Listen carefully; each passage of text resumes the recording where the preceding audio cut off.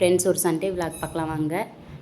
Mutton குழம்பு தான் இது. எப்போ எடுத்த விலாகு, இப்போ எடுத்த விலாக் இல்லை பாருங்கள். எண்ணெய் ஊற்றிக்கிட்டு எண்ணெய் நல்லா காய்ச்சோடனே பட்டை வகையெல்லாம் சேர்த்துட்டு வெங்காயம் சேர்த்துட வேண்டியதான். வெங்காயம் சேர்த்துட்டோடனே நல்லா வெங்காயம் நல்லா வதங்கட்டும். அதுக்கப்புறம் கருவேப்பிலை, கொத்தமல்லி, புதினா சேர்த்துக்க வேண்டியதான்.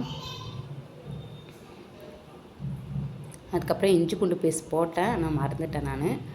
பாருங்கள், தக்காளி சேர்த்துக்க வேண்டியதான். நம்ம தக்காளியும் நல்லா வதங்கிட்டோன்னே ஏற்கனவே கறி விசில் விட்டு தனியாக எடுத்து வச்சாச்சு. பாருங்கள், மட்டன் மசாலா, அதுக்கப்புறம் நம்ம காரத்துக்கு தகுந்த மாதிரி வீட்டு மிளகாத்தூளும் சேர்த்துக்க வேண்டியதான். நல்லா கறி விசில் விட்டு வச்சுருக்கிறத நம்ம இப்போ குழம்புல எடுத்து போட்டுக்கலாம். அதில் இஞ்சி பூண்டு பேஸ்ட்டு போட்டுட்டேன், அதனால் குழம்புல நான் ஆட் பண்ணல.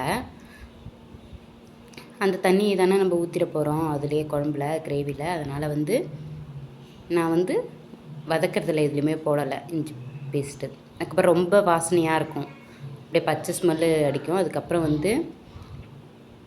நம்ம பெருஞ்சீரகமும் முந்திரியும் நல்லா அரைச்சி நம்ம இந்த கிரேவியில் ஊற்றிக்க வேண்டியதான். பாருங்கள், முந்திரி போட்டால் டேஸ்ட்டு கிடைக்கும். சரி, போடலைனாலும் பரவாயில்ல. முந்திரி போட்டால் கொஞ்சம் அடி பிடிக்கும், அவ்வளோதான்.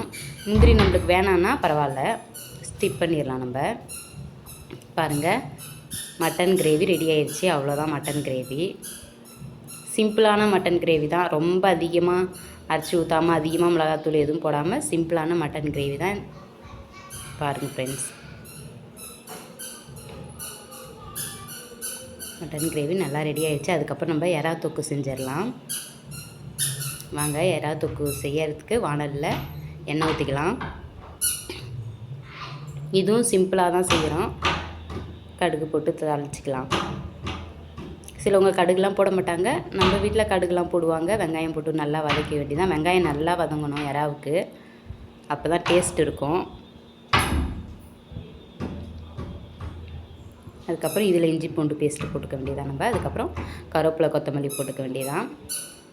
அதுக்கப்புறம் கட் பண்ணி வச்சுருக்க தக்காளி போட்டு நல்லா வதக்கிக்க வேண்டியதான். அதுக்கப்புறம் மஞ்சத்தூள் கொஞ்சோண்டு ஆட் பண்ணி அதுக்கப்புறம் எறாவையும் நம்ம சேர்த்துக்க வேண்டியதான். எறாவும் தக்காளி வெங்காயம் கூட வதங்கிச்சுன்னா தண்ணி விட்டு வரும்ல, தண்ணி சுண்டுறதுக்கு கரெக்டாக இருக்கும். பாருங்கள், அதுக்கப்புறம் உப்பு, தேவையான அளவுக்கு உப்பு சேர்த்து நம்ம நல்லா வதக்கி விட்டுருக்கலாம். அதுக்கப்புறம் வீட்டு மிளகாத்தூள், கொஞ்சோண்டு காரத்தூள். அப்போ தான் கொஞ்சம் பார்க்குறதுக்கு காரத்தூள் போட்டால் கொஞ்சம் கலர்ஃபுல்லாக இருக்கும். வீட்டு மிளகாத்தூள், அவ்வளோதான். வேறு எந்த மசாலாவும் ஆட் பண்ணல. சிம்பிளான எறா கிரேவி தான் இதுவும். ஈஸியாக செய்கிற மாதிரி. அதிகமாக மசாலா அதிகமாகலாம் போட்டால் செட் ஆகாது. அதனால் கொஞ்சம் கம்மியாக மசாலாலாம் சேர்த்து சிம்பிளான முறையில் எறா கிரேவியும் ரெடி ஆயிடுச்சு. இதுதான் சண்டே சமையல், அன்னைக்கான சண்டே சமையல் இதுதான். இது இப்போ எடுத்தது கிடையாது, இப்போ வீட்டில் மாலை போட்டிருக்கிறதுனால இப்போ எடுத்ததுன்னு நினச்சிக்காதீங்க. இது எப்போயோ எடுத்தது, எடிட் பண்ணி போடுறேன். பாருங்கள், எறா கிரேவியும் ரெடி. எப்பயுமே மேக்ஸிமம் எறா கிரேவினா நல்லாவே எல்லாருக்குமே ரொம்பவே பிடிக்கும். மட்டன் குழம்பு, அன்றைக்கி சண்டே சமையல் மட்டன் குழம்பு. இது சின்ன வெங்காயமும் வெந்தயமும் போட்ட ரசம். பாருங்கள், வெங்காய ரசம்னு சொல்லுவாங்க, நல்லாயிருக்கும். இது சூப்பராக இருக்கும். எங்கள் வீட்டில் மேக்ஸிமம் இந்த ரசம் தான் வைப்போம். அதுக்கப்புறம் எறா கிரேவி அப்பயும் நல்லா மழை பெஞ்சிட்டு இருந்துச்சு, செம்மையாக இருந்துச்சு. அப்பயும் மழைக்கு நல்லா இதமாக சுட சுட சாதம். இதுதான் அன்னைக்கான சண்டே சமையல். இந்த வீடியோ உங்களுக்கு பிடிச்சிருந்தா லைக் பண்ணுங்கள், ஷேர் பண்ணுங்கள். இப்போ சப்ஸ்கிரைப் நிறையா பேர் பண்ணுறீங்க, ரொம்ப ரொம்ப தேங்க்ஸு. மறுபடியும் சப்ஸ்கிரைப் பண்ணுங்கள் ஃப்ரெண்ட்ஸ்.